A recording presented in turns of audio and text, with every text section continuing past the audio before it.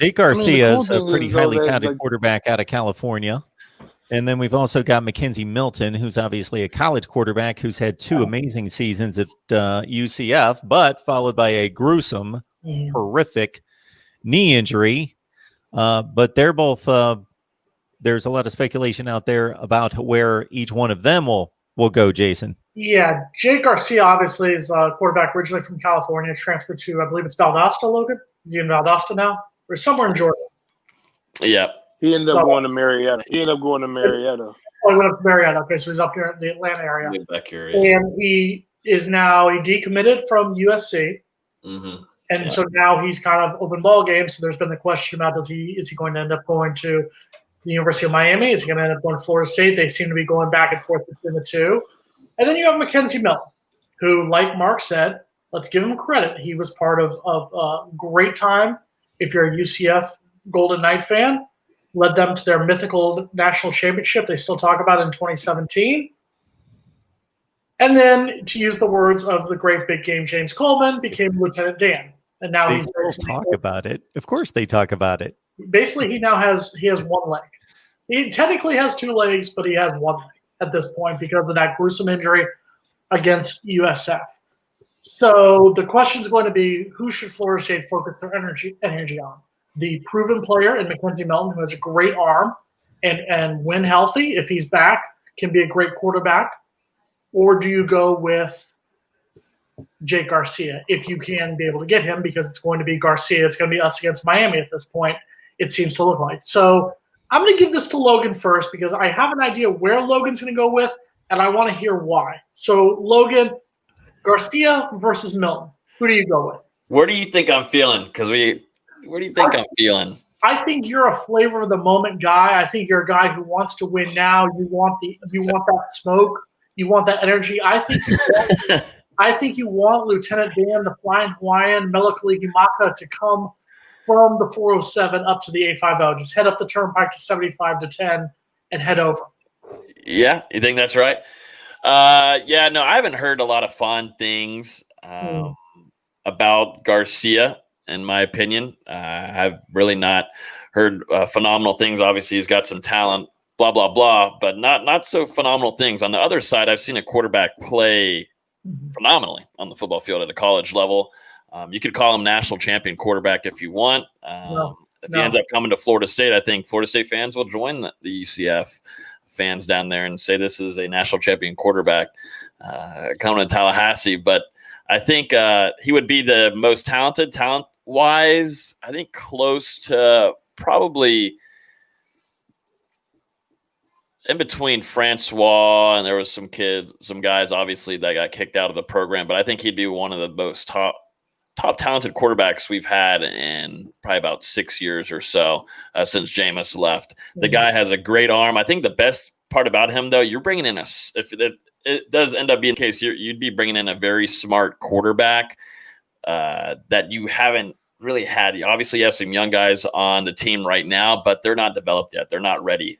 Jordan Travis, beyond talented, and you can still use him next season, but this guy is just on a different level, and he can throw the ball, and that's something that this team is struggling with right now. Florida State cannot throw the ball, and I do think you get, if it ends up being, if he does end up committing to Florida State and coming to Tallahassee, you're also getting a guy in the locker room that this team really needs in the moment, and knows how to win, is a good leader, and has a really good story too that he brings with them. So I think there's a lot of attributes, more incentives than anything. Obviously, the health thing is a problem with his leg, but just about 2 weeks ago, we were hearing things about him about to play against USF. That game ended up being a lot more closer, so we didn't see Milton go out there on the field. But supposedly he has been lighting up and having some good practices too. So, and those are just scrimmages and whatnot, not in real game. But if this were 2018, 2017, I would agree with you 110% because his arm at that time, that 2017 season into that 2018 season, was among the best in all of college football. He has no leg. He has no leg to stand on. Excuse me, I apologize. He has one leg to stand on. He has one leg to stand on the spot. And I'm not trying to knock him. I don't want UCF fans jumping down my throat like Clemson fans and Miami fans have done. It's going to happen because Logan's going to put something on Twitter at some point now. But I get what you're saying about him, and he is that leader. He would be fine. I don't think he is healthy enough at this point to start that first game in 2021 against Notre Dame on the Sunday before Labor Day.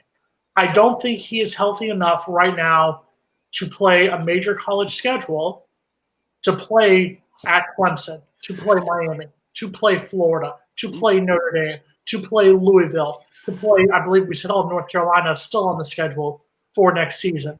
It's been 2 years, and I hate to say it and put on my Steelers. Alex Smith did just end up beating the undefeated NFL team, and his legs snapped in half and went through a grinder and a paper mill and still beat my Steelers. You did beat your Steelers. And, it was awesome. And Milton is younger. You're a little bit faster. Recovery goes by faster. If people out there have not seen the story on Alex Smith, my goodness, it's an interesting watch, and it's oh my, you talk about a piece of meat hanging from oh my goodness. Yeah, he's come back from a lot. My other issue with why I would take Garcia over Milton is the cool thing. I think we need to go with the quarterback who is going to be here for a period of time. I think we need to go with the quarterback that we can. If we're gonna get stuck with Mike Norvell for a few years, that it seems like we're gonna get stuck with. We're gonna get stuck with them. Is that what you just said? We're gonna get stuck with him for a few years. Damn the torpedoes. Let a quarterback come in and be able to go with his system for that set period of time. And to be honest with you, the main reason why I have a problem with quarterback transfers is us getting burned by Everett Golson. What happened in 2015? Everett Golson was supposed to come down. He had led Notre Dame to a national championship game. He was supposed to come down here. Things started great, and then after that, what the hell happened? Lost to Georgia Tech. It was just down the crapper after that. So I don't trust transfer quarterbacks. If it's McKenzie Milton 2017, maybe 2018 before the injury, maybe. But having that, and we all saw it. We all saw the ESPN story they did on College Game Day a couple of weeks ago, talking about his recovery. This is a serious injury that he has had to have surgeries on years later. Over a year later, they had to go back in because of all the issues with it. It's not as healthy as it should be at this point. So there's just so much concern for me that I don't think the negatives. I don't think the positives outweigh the negatives at this point, McKenzie Milton. So I think Jay Garcia is the lesser of two evils. Okay. Well, I'm actually putting into the chat for people who are actually interested in a non-biased medical opinion on McKenzie Milton. We interview every week. My radio show, The Sports Den, is sponsored by Southeastern Orthopedic. So a guy who specializes in the injuries, Dr. Chris Swanson, went into detail about the injury, the recovery process, and the different things that go with it. So in 2 years, it should be recovered. And actually, the reason why I like Milton is because of this. I believe if DeAndre Francois was not as arrogant and worried about losing his position as he was about his health, his career, and possibly helping Florida State, I think if he sits out one more year, he actually is healthy enough, even though the injury was a little bit different. But you're dealing with stabilizing. And I think that first year, you got to relearn how to do everything. It's when you start getting into that second year, it's really when you start trying to find the things back. Now, the hardest part of it is with any injury, though, is how do you react when you take the first hit? Hopefully, Coach Norvell has learned lessons with doing live quarterback drills during the season, but you won't learn that until he plays against Notre Dame. But I think the experience is something that you cannot deny. It's something that you truly do want when it comes to Florida State, because I don't really care what anybody says. Even if we are sticking with Mike Norvell in the long run, he needs to win games. He's really getting a mulligan this year with the way that recruiting is going and with schools not wanting to go over budget and really go over the 85 scholarships. So people are going to flock, are going to be able to fall in the laps, and they're going to want to go to the bigger program that they can go to, as well as probably getting some transfers. And this may also deter a lot of kids who thought about transferring out from leaving because there's no guarantee you're gonna have anywhere to go. So he really gets a mulligan. So if you're able to get some pieces and you're able to put together an 8-win season next year, you can have a huge 22 class and go into a 23, which is what he needs. We're not winning a national championship next year, but you need to win so that you have a 23, 24, and hopefully be around for a 25 class, so where that you can put yourself in position to start competing. Now, Jay Garcia, you still need a quarterback. You still need a guy like Jay Garcia or somebody in general, because you don't want to get in the trap that Willie Taggart got into, where you're not signing high school quarterbacks. For all this fuzz and the stuff that people gave Taggart, he didn't sign a high school quarterback, but he got transfers in both years. He got Jordan Travis in his first year, even though he never played him because he didn't get cleared. And then he got the guy with the water pistol on. What's his name? The lefty from Wisconsin. I'm blanking. Alex Hornibrook. He got him. So he didn't get the high school quarterback, but he got somebody to come in. Now, to give props again to JJ Garrett, who you talked about you had on No Game Day. JJ told us about Jay Garcia back in August. Yeah, and he's been on top of it. Crazy. Yeah, he's been on top of it. My guy JJ is, we call him Black Fong. We all know when was it Will Fong? When Steve Will Fong puts that crystal ball in, it's guaranteed. So we call him the Black Will Fong. So like that when JJ puts that ball in, it's pretty good. So, but he put the crystal ball in for the decommit from USC, but he put it in for Miami. So Miami has that relationship. Miami's been fostering it, but I do know that they talked about Dillingham with the article with 247. But I do know that I have in good confidence that Coach Norvell has been developing relationships with people in the Garcia camp the entire time. This was even when he was recruiting Altmaier. This was somebody that he wanted just in case Altmaier did back out. They always talk about Norvell has a plan B, plan C, or whatever, and things of that nature. So he does need to bring in a quarterback because no matter what, this room still needs improvement. Personally, I think Tate Rodemaker is probably a great kid. He's just not a Division I quarterback. And Chubba Purdy has a lot of things that he needs to work on and probably could be a good quarterback in the next 2 to 3 years, but he's not a guy that needs to go out there and start even next year. You really – and Jordan Travis, let's be honest, he's an athlete that they're forcing to throw the ball. I think Jordan Travis being put at wide receiver somewhere else gives your offense a more dynamic look. I want to have Jordan Travis have a role like they put Braxton Miller in at Ohio State. I want to see them use him like that way because obviously they had what's his name? Who was the other quarterback that was in there? I was just talking about it the other day. Cardell Jones? JT Barrett. JT Barrett, yeah. JT Barrett in there. And they're taking the quarterback spot, and then obviously Braxton Miller still in the NFL, but was making some plays with Ohio State. And that's Jordan Travis is extremely talented. You got to use him either way. You got to find a way to use him. You'll be lucky if he stays on the team. If he doesn't leave, obviously if Milton comes in, this changes a lot for him playing quarterback next season. But if you're able to keep Jordan Travis, you've got to find a way to utilize him because he's just way too talented. And I think we all need to be honest about it. I don't think that both Tate Rodemaker and Chubba Purdy stay. I think one of them will transfer out. I think it's probably going to be Chubba because I think he has more options than Tate. And I think, Tate's closer to home. Chuba's coming in from Arizona. I think Chubba will have more options. And I think he ends up leaving. So that's why I think you need a quarterback who's going to stick around more than just 2021. But I think we sidestepped the whole issue here. I think it'll be Tate gone. I think it's Tate. What options does Tate have? Where's he going to go? Georgia Southern? Well, I don't think he's going to see the field ever in Tallahassee. But I think he's got to find a way to get somewhere, right? Logan and Mark, I think we completely sidestepped something here. James, do you have a nickname for everyone? I feel like you have a nickname for everyone. I feel like you have a nickname for all of us. Your nickname, calling him, what they used to use on the show, The Wire, got me in trouble. I feel like you have a nickname for everyone. All your guests, all your.